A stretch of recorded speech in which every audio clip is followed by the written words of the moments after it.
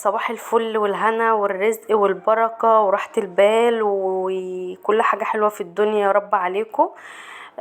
تعالوا بقى نشوف كده فسيخ في العيد الكبير. طب ازاي اللي جاب القلعة جنب البحر يا لمبي؟ عادي، الفسيخ احنا بناكله في اي وقت وفي اي ساعة وفي اي مكان. ده الحاجة الوحيدة اللي يعني اول ما نشوفها كان نجري جري عليها من غير ما نفكر، ولا في الوقت ولا في الزمان ولا في المكان. بصوا بقى، يلا ندخل على الفيديو نقول بسم الله ما شاء الله تبارك الله.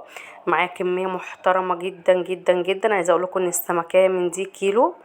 آه آه تعالوا بقى نخللهم واوريكم الطريقة ازاي، واقول لكم ان الفسيخ بتاعي بيقعد معايا 10 ايام بالظبط، وبعد كده بيستوي.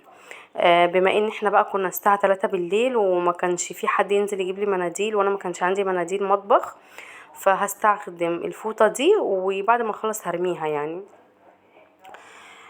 بصوا بقى، الفسيخ انا ما بغسلوش، وفي ناس كتير هتعترض معايا، بس انتي هتغسليه هيرجع يبك ميته تاني وهيرجع في نفس المية تاني بقى، يعني يبقى ايه لازمته يعني؟ فانا عموما ما بغسلوش، وبحس ان من انجح الطرق اللي انا بعملها ان عشان انا مش بغسل الفسيخ. ما علينا، نجيب بقى الفسيخ وننشفه من بره جامد قوي قوي قوي قوي قوي قوي كده، والنغشيش بتاعتها كمان نحط الفوطه فيها شويه وندوس جامد كده عشان لو في اي ميه في دم في اي حاجه فيه يطلع. بصوا، الفسيخ لازم تجيبي سمك بوري بلدي اصلي عشان الفسيخ بتاعك يطلع بامبا كده من جوه ومورد وناعم وزبده. لازم يكون الفسيخ بلدي، لازم يكون بوري طبعا، ده ما عليهاش اعتراض، بس يكون بلدي لان في انواع كتير مش بلدي. ولازم برضو ما يكون صابح، ما يكونش دخل فريزر، ما يكونش دخل الكلام دوت، يعني يكون صابح وفريش. بصوا بقى، هنا خلصت اهو الكميه بتاعتها.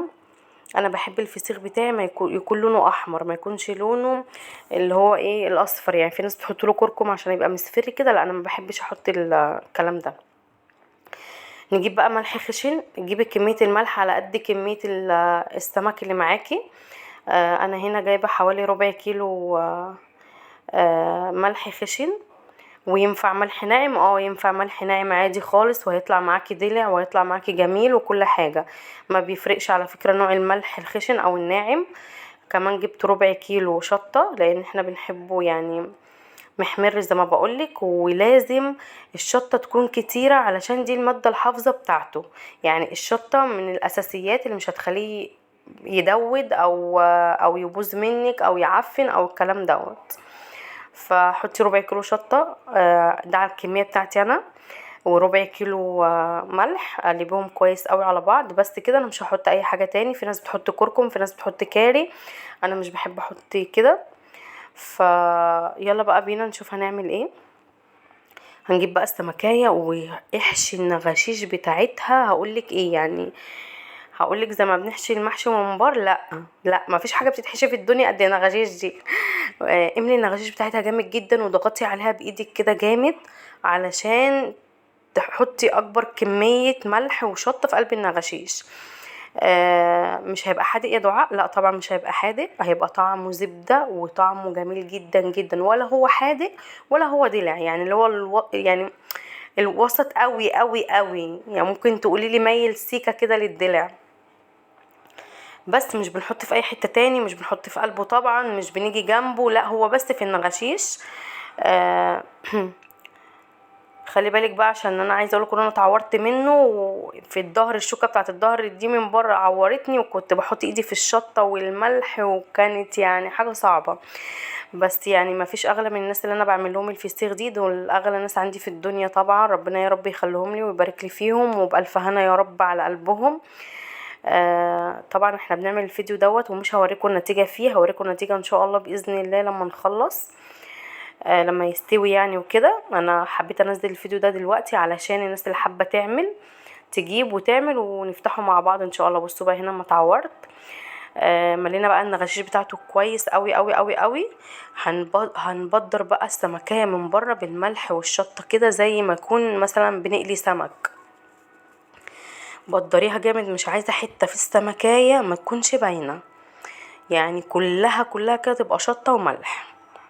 ودي برضو من مواد التحفيظ بتاع السمكية. يعني السمكية مش هتاخد من الملح ده كله يا دعاء، لا طبعا مش هتاخد من الملح ده كله، هي بس بتاخد من الملح اللي في النغشيش.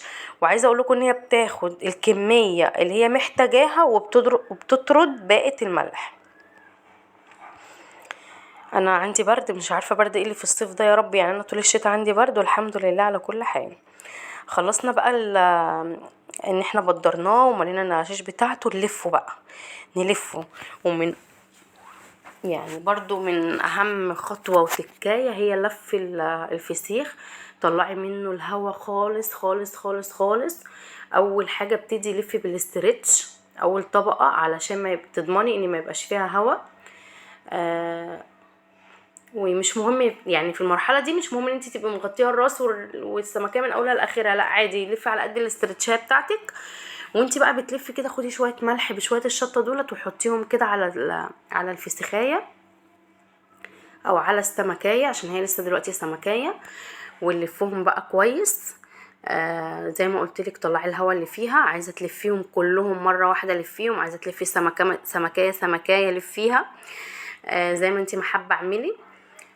هو يفضل ان انت تلفي سمكية، ولو هتحطي 2 أو 3 او اكتر حطي عكس عكاس، يعني الراس عند الديل، فاهماني ازاي؟ عمري ما خليت الفسيخ دوت وحطيته ابدا في بطرمان، عمري ما جربته، بجرب الطريقه دي انجح طريقه بفضل الله. يا رب يا رب كده يحسن ما بين ايديكم وايديا، هي الطريقه دي ان انت تلفيها في استرتش وفي اكياس. الفسيخ يا جماعه سهل جدا جدا جدا ومش مكلف. انا جايبه كيلو السمك البوري ب160 جنيه. عايزه اقول لكم ان الفسيخ بره بيتباع ب300 و400 على حسب حجمه وعلى حسب المكان اللي بيتباع فيه. هاتي بقى شويه اكياس محترمين، لمي كل الاكياس اللي عندك في البيت، انا الاكياس دي جديده. حطي بقى شنطه جوه شنطه، شنطه جوه شنطه، خلف خلاف، على قد ما تقدري تحطي في اكياس. حطي يعني انا مش عارفه حطيت حوالي 6 شنط او 5 شنط. بعد كده برضو هرجع الفه بالاسترتش تاني عشان اضمن ان هو ما بقاش فيه اي هوا خالص، وان هو ما يدخلوش هوا او الكيس بتاعه يتفتح او الكلام دوت، لا. فهرجع اعمله بالاسترتش تاني. ننضف بقى مكاننا كده علشان العين بتاكل يا جماعه قبل الفم طبعا. هو بصوا الفسيخ دوت لو فيه ايه بيتاكل، يعني ما مفيش كلام. لفي بقى الاسترتش بتاعك كده، يعني كتري وبلاش تستخسري، عندك بكره استرتش مش عايزاها هاتيها وحطيها كلها. هحط بقى الاسترتش دوت لفته بالطول وبالعرض، وبعد كده هسيبه في الصينيه دي وهحطه فوق المطبخ. او في مكان يكون مقفول محدش يفتح عليه، مفيش حد يلعب فيه. واشوفكم ان شاء الله لما يخلص، اشوفكم فيديو جديد ويوم جديد ان شاء الله.